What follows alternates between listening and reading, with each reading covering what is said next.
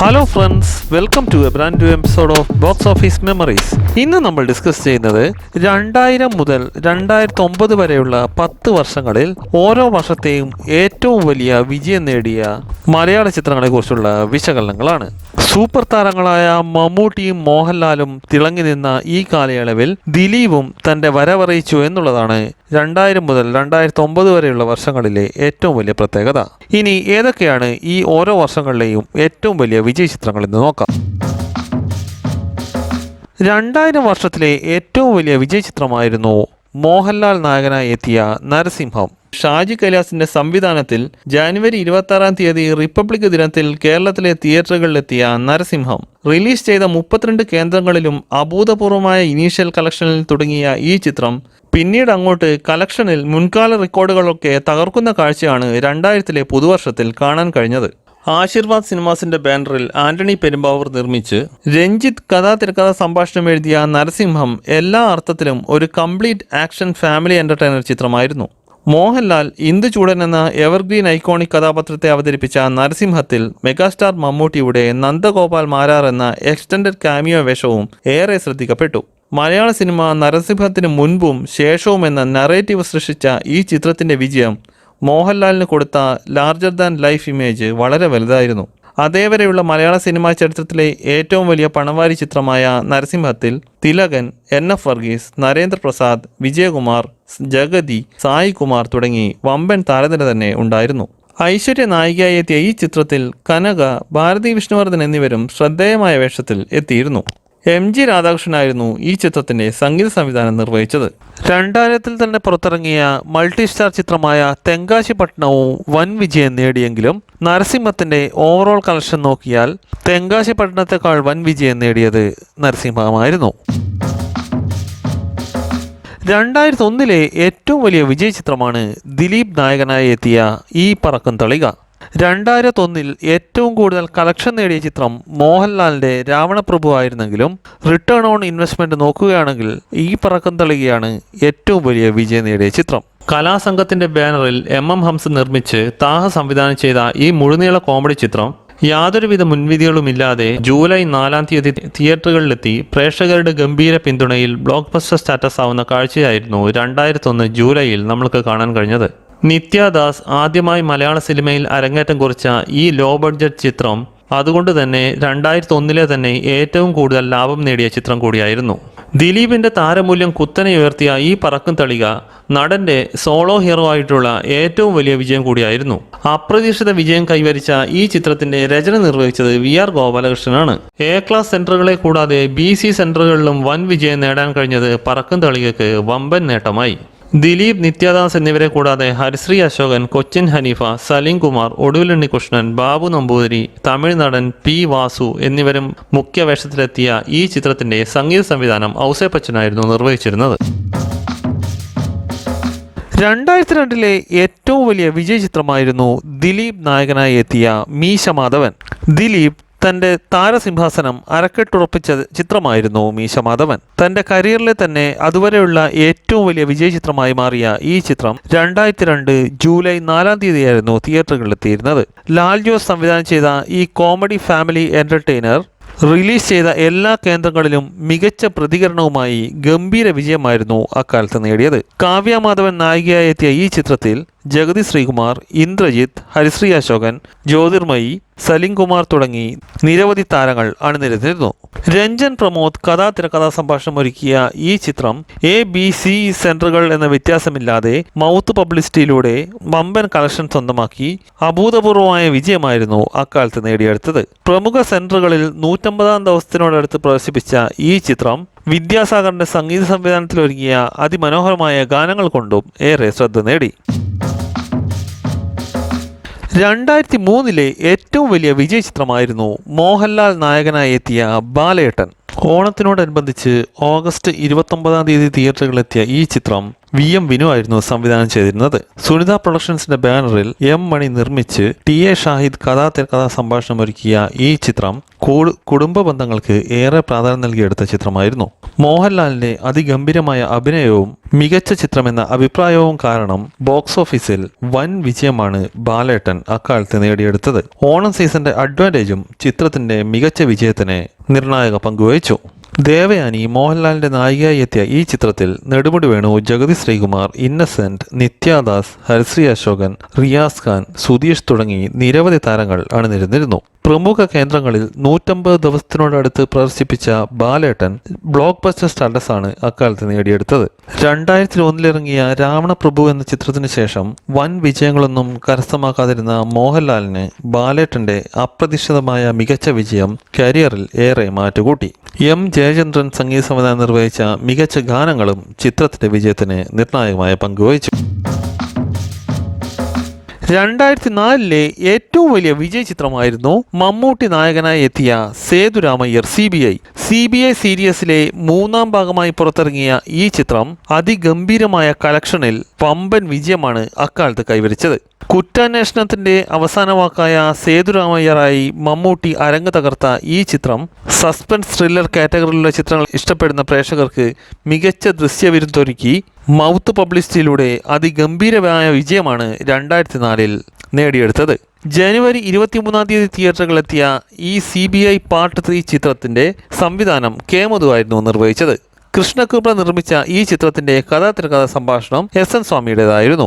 മുകേഷ്, സിദ്ദിഖ്, ജഗതി ശ്രീകുമാർ, കലാഭവൻ മണി, സായി കുമാർ, ജഗദീഷ്, നവ്യ നായർ, നന്ദന തുടങ്ങി നിരവധി താരങ്ങൾ അണിനിരന്ന ഈ ചിത്രം കേരളത്തിലെ പ്രമുഖ കേന്ദ്രങ്ങളിൽ 100 ദിവസത്തിന് മുകളിലാണ് പ്രദർശിപ്പിച്ചത്. അഭിപ്രായവും കളക്ഷനും ഒരേപോലെ നേടിയെടുത്ത സേതുരാമയ്യർ CBI സീരീസിലെ ഏറ്റവും വലിയ പ്രദർശന വിജയം നേടിയെടുത്ത ചിത്രം കൂടിയാണ്. 2005 ഏറ്റവും വലിയ വിജയ ചിത്രമായിരുന്നു മമ്മൂട്ടി നായകനായി എത്തിയ രാജമാണിക്യം. യാതൊരു ഹൈപ്പുമില്ലാതെ തിയേറ്ററുകളിലെത്തി നവാഗതനായ അൻവർ റഷീദ് സംവിധാനം ചെയ്ത ഈ ചിത്രം പ്രേക്ഷകരുടെ ഗംഭീരമായ മൗത്ത് പബ്ലിസിറ്റിയിലൂടെ മികച്ച ഇനീഷ്യലും അതിനൊത്ത കളക്ഷനും നേടി അഭൂതപൂർവമായ വിജയമാണ് അക്കാലത്ത് നേടിയത്. അതുകൊണ്ട് തന്നെ അതുവരെയുള്ള മലയാള സിനിമ ഇൻഡസ്ട്രിയിലെ ഏറ്റവും കൂടുതൽ കളക്ഷൻ നേടിയ ചിത്രമായി രാജമാണിക്യം മാറി. 2005 നവംബർ 3 തിയേറ്ററുകളിലെത്തിയ ഈ ചിത്രം മമ്മൂട്ടിയുടെ അടുത്ത ഇൻഡസ്ട്രി ഹിറ്റായിരുന്നു. മമ്മൂട്ടി തിരുവനന്തപുരം ഭാഷാ ശൈലിയിൽ ഏറെ വ്യത്യസ്തമായി അവതരിപ്പിച്ച ഈ ചിത്രം ആക്ഷനും കോമഡിക്കും പ്രാധാന്യം നൽകിയെടുത്ത ഒരു ഫാമിലി എന്റർടൈനർ ആയിരുന്നു. അതുകൊണ്ട് തന്നെയാണ് ഈ ചിത്രം ഇത്രയും വലിയ വിജയം നേടാൻ കാരണം. TA ഷാഹിദ് തിരക്കഥാ സംഭാഷണം ഒരുക്കിയ ഈ ചിത്രത്തിൽ പത്മപ്രിയയായിരുന്നു നായികാവേഷം കൈകാര്യം ചെയ്തത്. റഹ്മാൻ, സായി കുമാർ, മനോജ് കെ ജയൻ, സുരേഷ് കൃഷ്ണ, കൊച്ചിൻ ഹനീഫ തുടങ്ങിയവരും പ്രധാനപ്പെട്ട വേഷങ്ങൾ കൈകാര്യം ചെയ്ത ഈ ചിത്രം പ്രമുഖ കേന്ദ്രങ്ങളൊക്കെയും 150 ദിവസത്തിനടുത്താണ് പ്രദർശിപ്പിച്ചത്. അലക്സ് പോൾ ആയിരുന്നു ഈ ചിത്രത്തിന്റെ സംഗീത സംവിധാനം നിർവഹിച്ചത്. 2006 ഏറ്റവും വലിയ വിജയ ചിത്രമാണ് ഓണത്തിനോടനുബന്ധിച്ച് ഓഗസ്റ്റ് 25 തിയേറ്ററുകളിലെത്തിയ ക്ലാസ്മേറ്റ്സ്. ഒരു റൊമാൻറ്റിക് ഡ്രാമ കാറ്റഗറിയിലുള്ള ഈ ചിത്രത്തിൽ പൃഥ്വിരാജ്, നരേൻ, ജയസൂര്യ, ഇന്ദ്രജിത്ത് തുടങ്ങിയവരായിരുന്നു പ്രധാനപ്പെട്ട കഥാപാത്രങ്ങളെ അവതരിപ്പിച്ചത്. ക്യാമ്പസ് പശ്ചാത്തലത്തിലൊരുക്കിയ കൂട്ടുകാരുടെ കഥ പറഞ്ഞ ഈ ചിത്രം 2 കാലഘട്ടങ്ങളിലൂടെയായിരുന്നു കടന്നുപോയിരുന്നത്. പ്രേക്ഷകർക്ക് ഇഷ്ടപ്പെടുന്ന രീതിയിലുള്ള എല്ലാ ചേരുവകളും ഒത്തൊരുമിച്ച ഈ ചിത്രം ലാൽ ജോസ് ആയിരുന്നു സംവിധാനം ചെയ്തിരുന്നത്.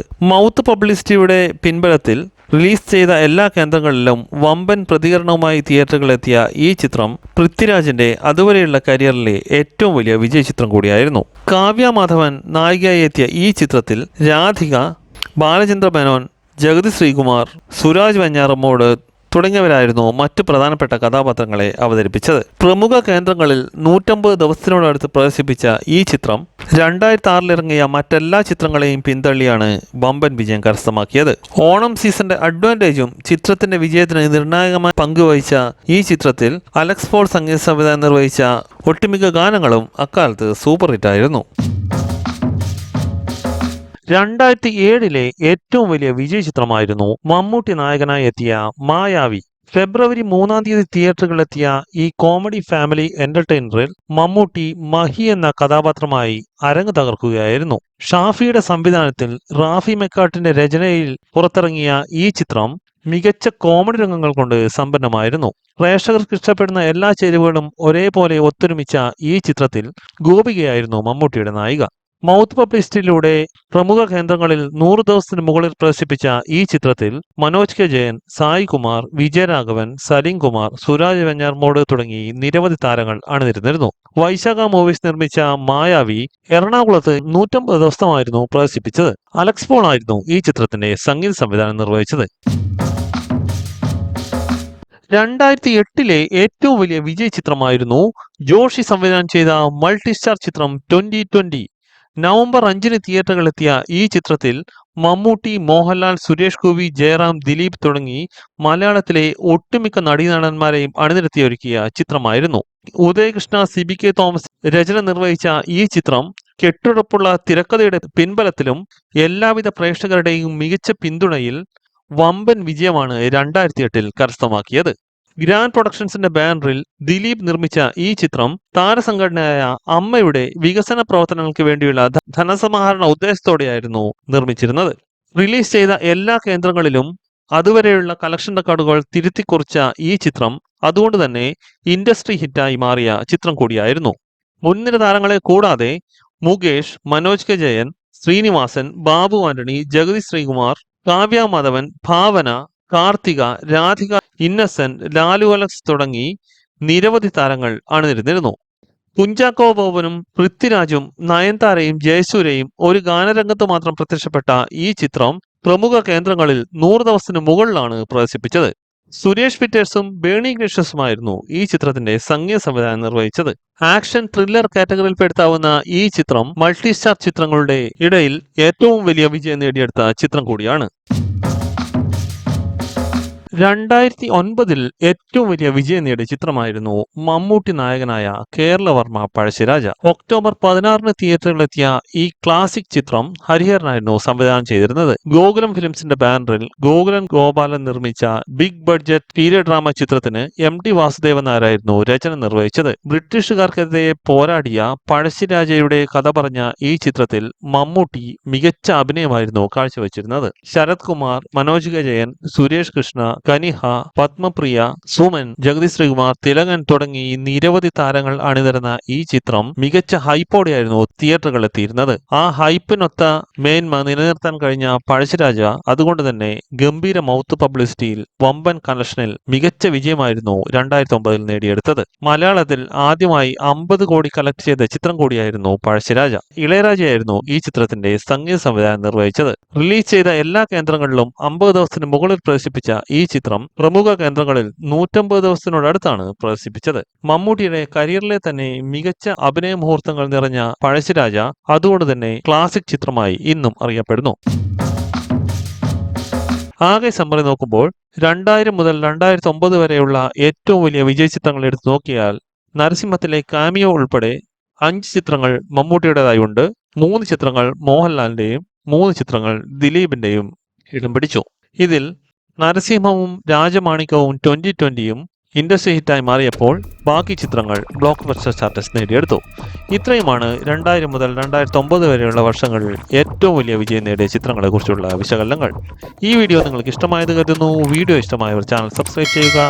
നോട്ടിഫിക്കേഷന് വേണ്ടി ബെൽ ഐക്കൺ ക്ലിക്ക് ചെയ്യുക. മറ്റൊരു വിഷയവുമായി അടുത്ത വീഡിയോയിൽ കാണുന്നവരെ നന്ദി, നമസ്കാരം.